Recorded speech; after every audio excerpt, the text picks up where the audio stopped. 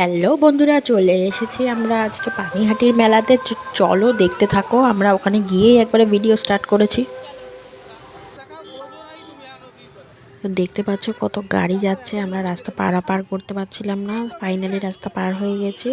এবার মেলায় ঢোকার পালা। তো দেখো তোমরা, জাস্ট লোক দেখো, এত লোক।